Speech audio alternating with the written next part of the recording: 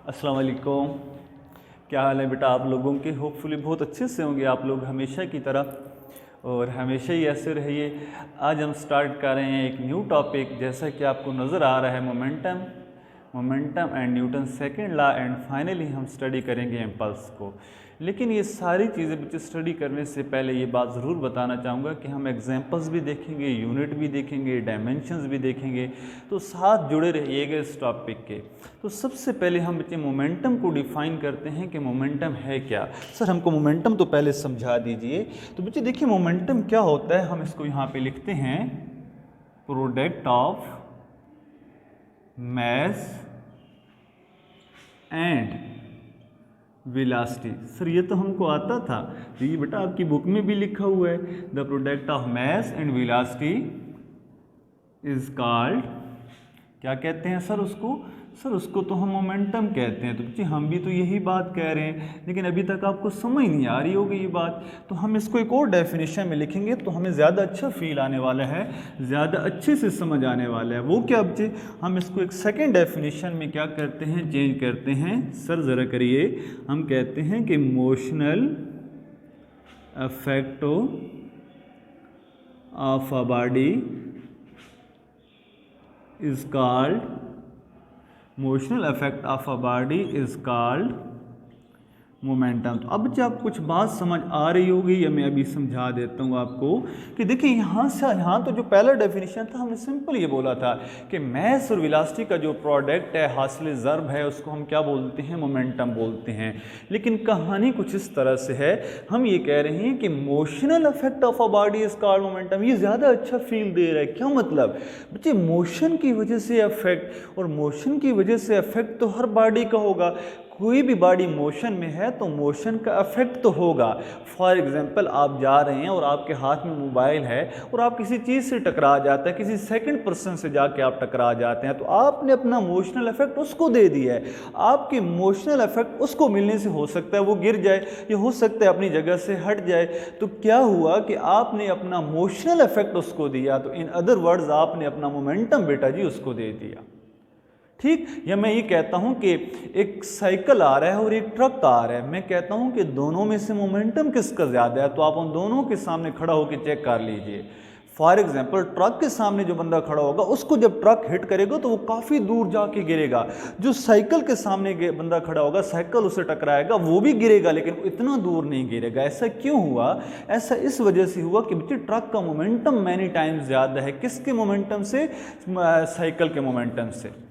इसी तरह अक्सर अगर अल्लाह ना करे मतलब कोई एक्सीडेंट हो जाता है, मोटरसाइकिल वाला ट्रक के साथ टकरा जाता है, तो ट्रक का मोमेंटम ज़्यादा होता है, मोटरसाइकिल का मोमेंटम कम होता है। तो इस वजह से लॉस ज़्यादा किसका होता है बच्चे? मोटरसाइकिल वाले का हो जाता है। ट्रक का लॉस क्या होता है? कम होता है। क्योंकि उसका मोमेंटम ज़्यादा है। ठीक, फॉर एग्जांपल मेरे पास ये मार्कर है और मेरे पास ये चेयर है, इन दोनों को उठा के मैं इस विंडो से मारता हूँ, तो विंडो का लॉस कौन करेगा? ये मार्कर करेगा या ये कुर्सी करेगी? ऑब्वियसली आप बोलेंगे सर कुर्सी करेगी, क्योंकि कुर्सी का मोशनल इफेक्ट ज़्यादा होने वाला है किससे? मार्कर से। तो बच्चे ये बहुत सारे एग्जांपल्स, या फॉर एग्जांपल हमारी क्लास के अंदर दो स्टूडेंट्स हैं और एक काफ़ी मोटा भारा सा है, सही मोटा सा है, उसने अपनी जान शान बॉडी से ही बनाई हुई है, और एक बेचारा थोड़ा कमज़ोर सा स्टूडेंट है।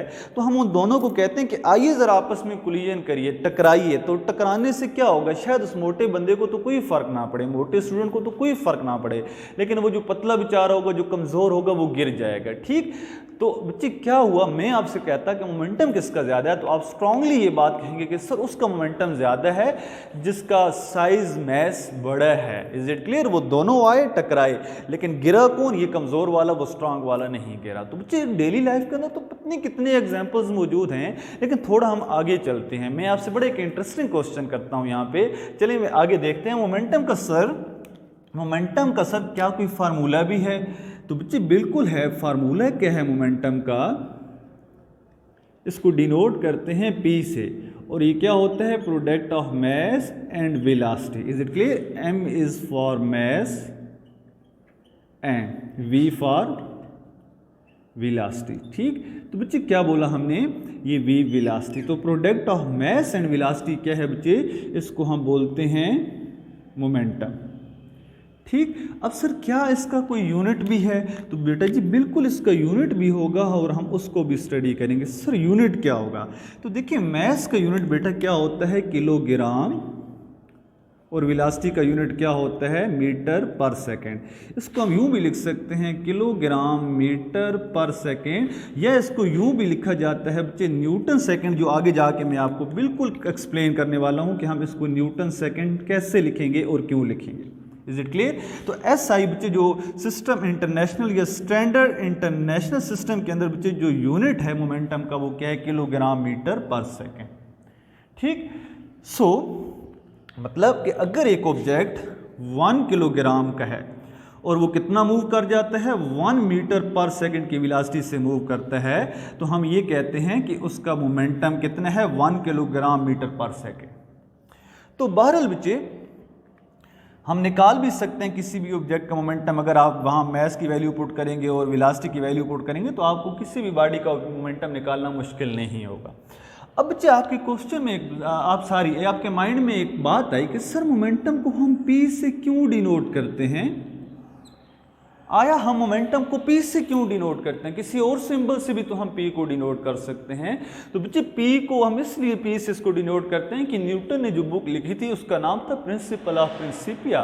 तो प्रिंसिपल ऑफ प्रिंसिपिया के अंदर बच्चे हम क्या करते हैं, जो न्यूटन ने लॉज दिए थे, जो बुक लिखी थी, उस बुक का नाम प्रिंसिपल ऑफ प्रिंसिपिया था, जिसकी बेस पे बच्चे हम उसको क्या करते हैं? मोमेंटम को P से रिप्रेजेंट कर लेते हैं। अदरवाइज और भी अल्फ़ाबेट से किसी और से कर लेते हैं। तो ये बात बच्चे अपने माइंड में रखिएगा।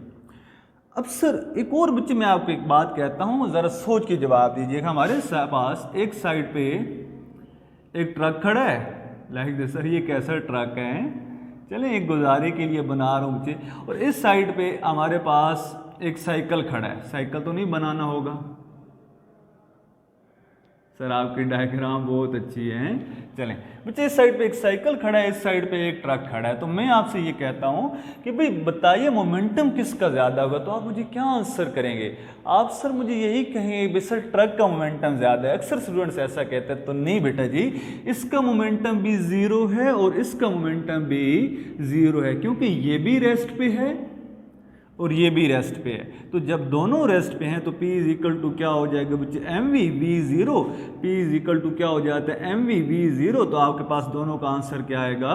0। तो ये बात याद रखा करें कि अगर दो ऑब्जेक्ट रेस्ट पे हों या एक भी रेस्ट पे हो तो उसका मोमेंटम क्या होता है? 0 होता है। अच्छा बच्चे एक और बात, अगर मैं कहता हूँ P is equal to mv है और मैं कहता हूँ कि मैस नहीं चेंज हो रहा, मैस क्या है? कांस्टेंट है। Is it clear? तो फिर बच्चे P डायरेक्टली क्या होगा? V होगा। मतलब जिस ऑब्जेक्ट की वेलोसिटी ज़्यादा होगी उसका मोमेंटम ज़्यादा होगा, जिस ऑब्जेक्ट की वेलोसिटी कम होगी उसका मोमेंटम कम होगा। फॉर एग्जांपल दो मैसेज हैं, एक मैस ये है, कितने हैं? मान लेते हैं 10 kg है। एक दूसरा मैस है यहाँ पे M2, this is M1, this is बेटा M2, ये भी 10 kg है। अब मैं कहता हूँ कि दोनों का मैस सेम है, लेकिन इसकी वेलोसिटी जो है मान लेते हैं 5 मीटर पर सेकंड है और इसकी वेलोसिटी क्या है? 7 मीटर पर सेकंड है। अब मैं आपको कहूँ कि किसका मोमेंटम ज़्यादा है, तो जिसकी वेलोसिटी ज़्यादा है उसका मोमेंटम ज़्यादा है। तो वेलोसिटी तो बच्चे M2 की ज़्यादा है, तो M2 का मोमेंटम भी क्या होगा? ज़्यादा होगा। याद रखिएगा किसका मोमेंटम बच्चे? M2 का। इस मैस का मोमेंटम P2 जो होगा वो ग्रेटर होगा किससे? P1 से। इसी तरह बच्चे अगर मैं कहता हूं कि आपके पास P is equal to mv relation है और वेलोसिटी कांस्टेंट है, क्या बोला हमने?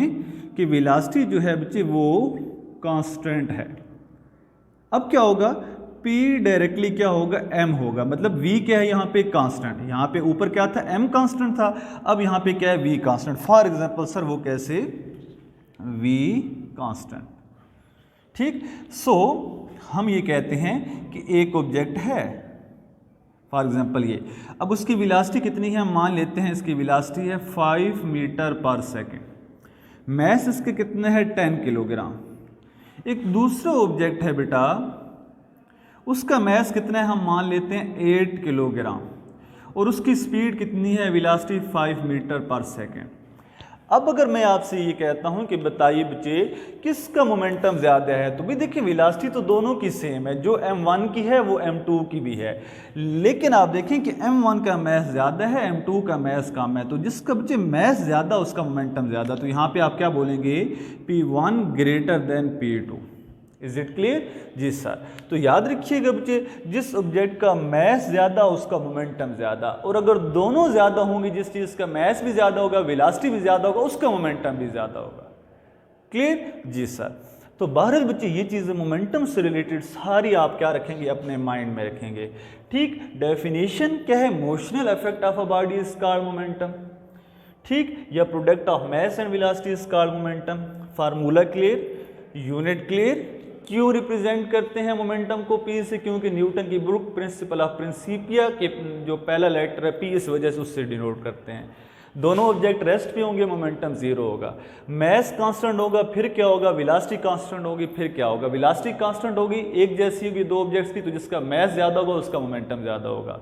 Is it clear? और अगर मास कांस्टेंट होगा तो फिर हम वेलोसिटी देखेंगे, जिसकी वेलोसिटी ज़्यादा होगी उसका मोमेंटम ज़्यादा होगा। सर ये बात हमको समझ आ गई, दैट्स गुड बेटा। आगे बच्चे हम मजीद चलते हैं। एक और बात भी अपने माइंड में यहाँ पे रख लीजिए कि आपसे पूछ लिया जाता है कि डायमेंशन क्या है मोमेंटम की। तो बच्चे देखिए डायमेंशन की जब बात होगी, डायमेंशन की, तो देखिए ये बहुत सिंपल है निकालना। वो कैसे? मास की डायमेंशन क्या आ जाएगी? ये किलोग्राम है, तो किलोग्राम की जगह क्या आ जाएगा? m। मीटर वेलोसिटी है ना बच्चे, सॉरी मीटर लेंथ है, तो लेंथ का यूनिट क्या होता है? या मीटर की जो डायमेंशन होती है वो क्या होती है? l। नीचे क्या है बच्चे? टाइम, तो टाइम की डायमेंशन क्या आ जाएगी? t, लेकिन ये ऊपर जाएगा तो क्या बन जाएगा? -1, तो LT-1 is the dimension of momentum. ये बात क्लियर बच्चे? जी सर, ये हमको क्लियर। इसको नोट कर लें, फिर बच्चे आगे चलते हैं।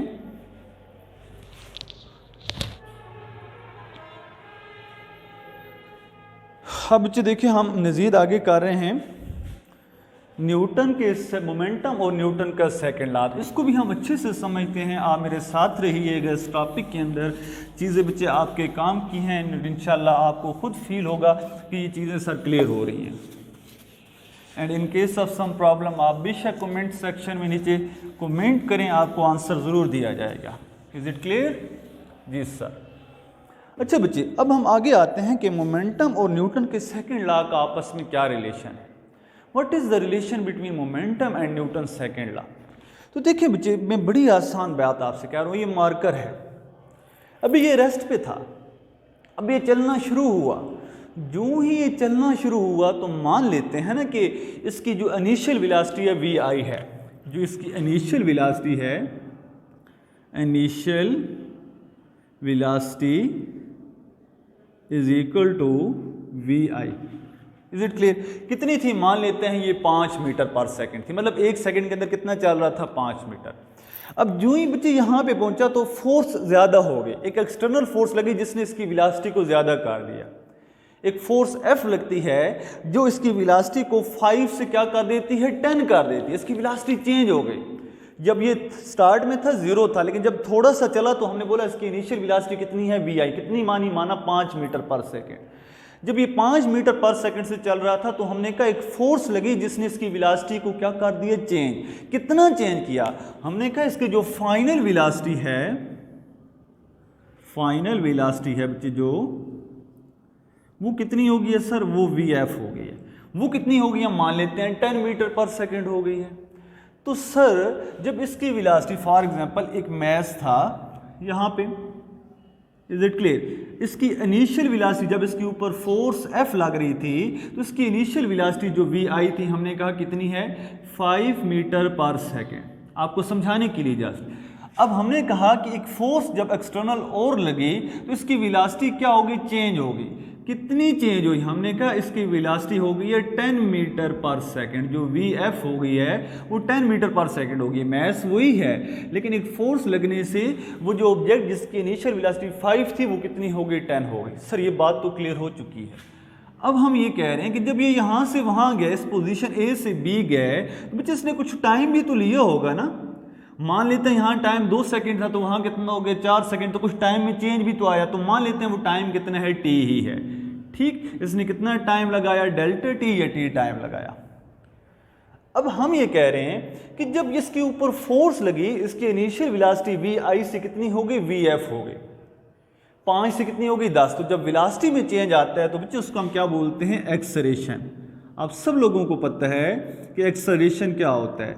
एक्सेलरेशन को बच्चे ए से डिनोट करते हैं और एक्सेलरेशन क्या होता है, rate of change of velocity per unit time. ठीक, अब वेलोसिटी कितनी चेंज हुई, V F minus we I. V F कितनी है 10, वी आई कितनी है 5। लिखने की जरूरत नहीं, जस्ट आपको समझाने के लिए। टाइम कितना है, मान लेते हैं यहाँ पे 2 सेकंड था, यहाँ पे कितना हो गया 4 सेकंड हो गया, तो 4 में से 2 निकाल लें तो कितना आ जाएगा, 2 ही आ जाएगा। तो मतलब हम टाइम कितना लिख लेंगे, टी लिख लेंगे, या डेल्टा टी लिख लेते हैं। Is it clear? सो अब बच्चे देखें, यहाँ पे थोड़ा सा आगे चलते हैं, ये जस्ट आपको समझाने के लिए था। तो हमने कहा कि according to Newton second law जो फोर्स लगी वो कितनी लगी, वो एफ लगी। According to Newton second law बच्चे क्या होता है, F is equal to M A. तो बच्चे हम वैल्यू पुट करते हैं ए की, यहाँ पे इसको हम बोल देते हैं इक्वेशन नंबर 1, इसको बोल देते हैं 2। ठीक है, पुट वैल्यू ऑफ 1 एंड 2, कि हम 1 की वैल्यू 2 में पुट कर रहे हैं या ए की वैल्यू किस में पुट कर रहे हैं, इस न्यूटन के सेकंड लॉ में पुट कर रहे हैं। सो क्या होगा बच्चे, F is equal to M A की वैल्यू बच्चे वहां से उठाएं और यहां पुट करें, v F minus we i divided by t. तो ये बच्चे आ जाएगा आपके पास f is equal to m v F minus m v i divided by t. बच्चे एम अंदर मल्टीप्लाई हो गया। अब क्या हुआ बच्चे, ये ऊपर क्या आ रहा है, ये तो product of mass and velocity है। कौन सा product of mass and velocity क्या होता है, मोमेंटम। कौन सा मोमेंटम, फाइनल, इसको हम क्या बोलते हैं, पी एफ। कौन सा मोमेंटम, इनिशियल, पी आई। जो मोशनल इफेक्ट पहले था वो वाला उसका मोशनल इफेक्ट, जब उसकी वेलोसिटी बच्चे कितनी थी, वी आई थी और मास वही एम था, उस वक्त का जो मोशनल इफेक्ट है डेट इज पी आई। जब फोर्स बढ़ी, फोर्स एक्स्ट्रा लगी, तो क्या हुआ, उसकी वेलोसिटी वी एफ हो गई, मास एम वही है, तो उसका फाइनल मोमेंटम क्या हो गया, पी एफ। मतलब मोमेंटम ज्यादा हो गया है ना, तो ज्यादा में से हमने कम वाला क्या कर लिया, निकाल लिया। पी एफ ज्यादा होगा, पी आई बच्चे कम होगा। ठीक, ज्यादा में से हमेशा कम चीज निकलती है। नीचे time T, is it clear जी सर। या आप इसको डेल्टा टी भी लिख लें, इससे कोई फर्क नहीं पड़ेगा।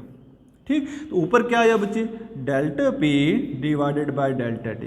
तो आपके पास क्या आया relation, F is equal to delta P divided by delta T. This is Newton second law.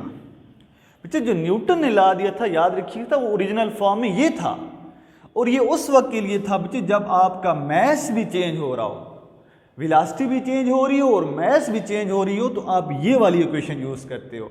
और जब आपका सिर्फ और सिर्फ वेलोसिटी चेंज हो रही हो, मास कांस्टेंट हो, तो फिर आप ये वाली फॉर्म यूज करते हो, F is equal to M A. और ये मैं न्यूटन के सेकंड लॉ में बहुत अच्छे से आपको एक्सप्लेन कर चुका हूँ, रॉकेट के केस में ये वाला। और अगर कोई और होगा जहाँ मास कांस्टेंट होगा तो फिर ये फार्मूला अप्लाई करेंगे। और ये हमारा ड्राइव किया हुआ है, न्यूटन का नहीं। न्यूटन ने तो ये स्टेटमेंट दी थी क्या, कि rate of change of momentum per unit time is equal to applied force. मैं इसको लिख देता हूं, rate of change of momentum is equal to applied force. ठीक है, this is the relation between बच्चे Newton second law and momentum.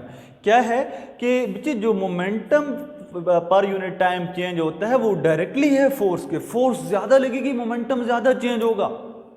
Force कम लगेगी, momentum कम change होगा। Is it clear? For example, एक फुटबॉल है, उस फुटबॉल को आप आहिस्ते से किक करेंगे, ठीक, तो वो करीब जाएगा, उसका मोशनल इफेक्ट कम होगा। आप फुटबॉल को ज्यादा फोर्स लगाएंगे, 100 न्यूटन लगाते हैं, पहले आपने 10 लगाई थी, 100 न्यूटन फोर्स लगाई, तो वो फुटबॉल का मोमेंटम कितना ज्यादा हो जाएगा, मैनी टाइम ज्यादा हो जाएगा, उसका मोशनल इफेक्ट बहुत ज्यादा बढ़ जाएगा। इस मार्कर को मैं आराम से फेंकूंगा, इसका मोशनल इफेक्ट कम है, मैं ज्यादा फोर्स करूंगा, इसका मोशनल इफेक्ट कम हो जाएगा। Is it clear? सो बच्चे मोशनल इफेक्ट क्या है? मोशन की वजह से जो इफेक्ट, ठीक। सो हम ये बोल रहे हैं कि मोशनल इफेक्ट क्या है? मोमेंटम है। तो जो मोमेंटम चेंज होता है विद रिस्पेक्ट पर यूनिट टाइम वो इक्वल होता है किसके? अप्लाइड फोर्स के, ठीक। तो इसको हम क्या बोलते हैं? रिलेशन बिटवीन बच्चे momentum and Newton second law, और इसी को हम आगे कन्वर्ट करने वाले हैं इम्पल्स में। तो बच्चे यहाँ तक इसको नोट कर लीजिए, फिर इंशाल्लाह चलते हैं इम्पल्स पे।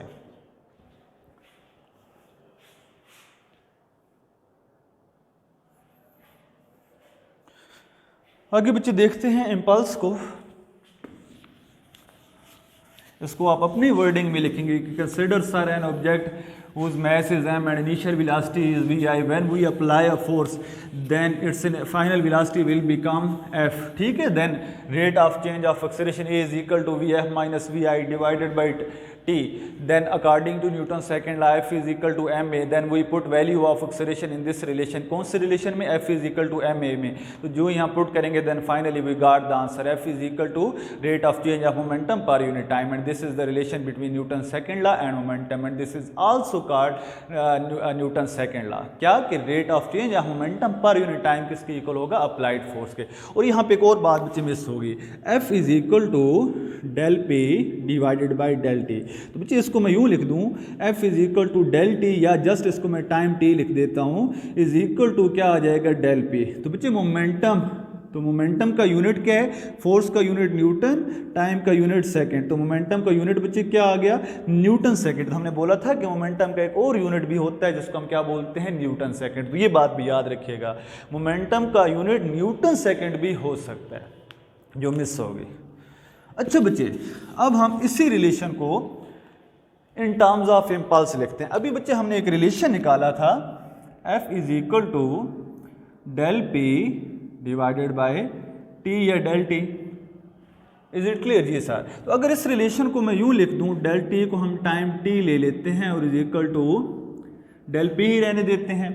तो बच्चे देखिए यहाँ पे बात को समझिएगा, product of force and time, product of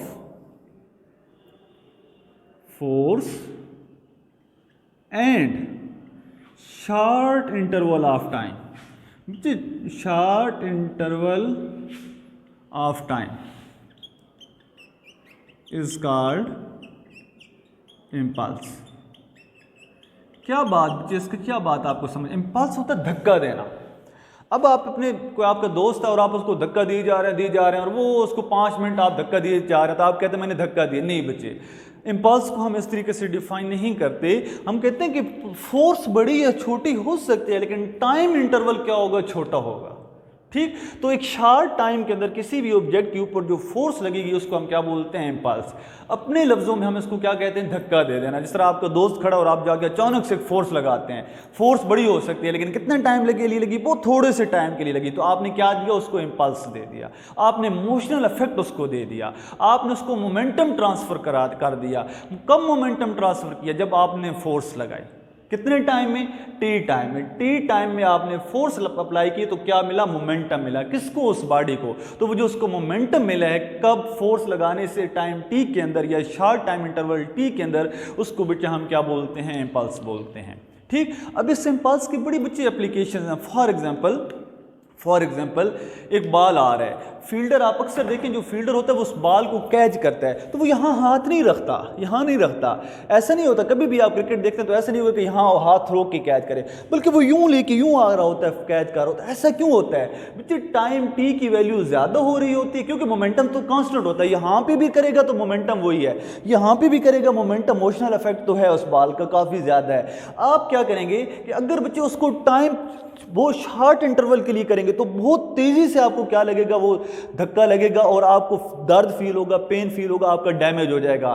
लेकिन अगर आप उसको हाथ को यूं लेके आएंगे, यूं नीचे लेके आएंगे, तो उससे क्या होगा बच्चे? टाइम की वैल्यू बढ़ जाएगी, टाइम ज़्यादा होगा। टाइम के ज़्यादा होने से बच्चे फोर्स क्या हो जाएगी? कम हो जाएगी। पहले जो फोर्स 100 न्यूटन में लग रही थी, हो सकता है वो 5, 10 या इससे भी कम क्या हो जाए? उसकी वैल्यू हो जाए। तो बच्चे क्या होता है इम्पल्स के अंदर? बेसिकली क्या होता है कि टाइम ज़्यादा हो तो फोर्स कम हो जाती है, टाइम कम हो तो फोर्स ज़्यादा हो जाती है।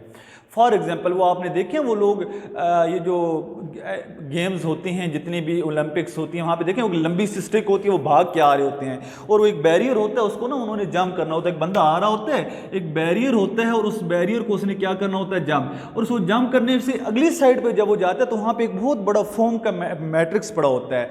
जब उसके ऊपर वो गिरता है तो क्या होता है कि बच्चे वो अंदर की तरफ दब जाता है, वो यूँ होता है तो यूँ दब जाता है अंदर की तरफ। अगर उसको हम हार्ड बना दें तो उससे क्या होगा कि बच्चे फोर्स लगेगी और बहुत बड़ी फोर्स लगेगी, शॉर्ट इंटरवल के अंदर, शॉर्ट टाइम के अंदर एक बहुत बड़ी फोर्स लगेगी और हो सकता है उस बंदे को क्या हो जाए, डैमेज हो जाए। तो क्या होता है कि जब उस फोम के ऊपर वो बंदा गिरता है तो उससे क्या होता है कि उठकर टाइम ज़्यादा हो जाता है। टाइम ज़्यादा होने से बच्चे फोर्स क्या हो जाती है, कम हो जाती है। ये फॉर एग्जांपल आप नॉर्मल कहीं आपने बैठना हो या आप अपने बल्कि ड्राइंग रूम में या अपने रूम में जाते हैं तो क्या होता है कि वहाँ बेड पड़ा होता है तो बेड के ऊपर आप गिर जाते हैं। ऐसा क्यों होता है?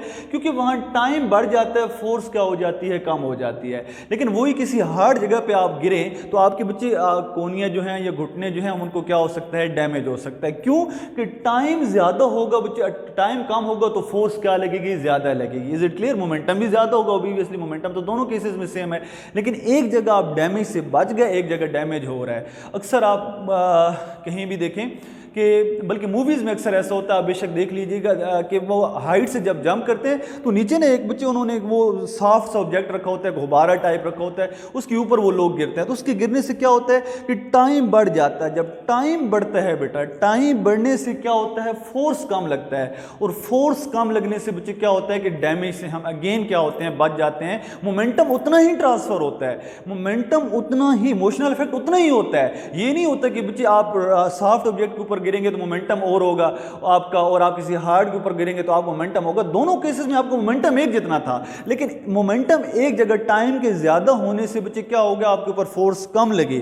दूसरी जगह टाइम के कम होने से आपके पास ऊपर फोर्स क्या लगी, ज्यादा लगी। तो इंपल्स का बड़ा इंपॉर्टेंट रोल है। Is it clear? इसी तरह बच्चे आप अक्सर देखेंगे जो गाड़ियां आजकल न्यू गाड़ियां आ रही है वहां पे उन्होंने ना वो बैग लगे होते हैं, ठीक है। जब एक्सीडेंट होता है तो वो बैग खुल जाता है। उससे क्या होता है कि वो जब गाड़ियां टकराती हैं तो फोर्स तो लगती है एक दूसरे के ऊपर, लेकिन टाइम बढ़ जाता है। टाइम के बढ़ने से फोर्स क्या हो जाती है, कम हो जाती है, और उन गाड़ियों का नुकसान कम होता है। सीट बेल्ट अक्सर लोगों ने बांधने, यहाँ पे तो नहीं यूज़ करते लोग, लेकिन बच्चे सीट बेल्ट से भी यही एडवांटेज होता है, यही फायदा होता है कि जब दो गाड़ियों का क्लियन होता है, कोई एक्सीडेंट होता है, तो सीट बेल्ट क्या करता है बच्चे, इमोशनल इफेक्ट को, इमोशनल इफेक्ट उतना ही है, मोमेंटम तो उतना ही मिलना है जितना पहले मिलना था, विद आउट सीट बेल्ट मिलना था। लेकिन विद आउट सीट बेल्ट मिलता तो टाइम बहुत कम लगता और फोर्स ज़्यादा लगती सर के ऊपर और बंदा डैमेज हो जाता। लेकिन सीट बेल्ट क्या करता है बच्चे, उसकी वजह से टाइम बढ़ जाता है, आगे जाने में थोड़ा टाइम लगता है, तो टाइम ज़्यादा होता है, फोर्स क्या हो जाती है, रिड्यूस हो जाती है। तो उस केस में भी हम क्या होते हैं, बच जाते हैं।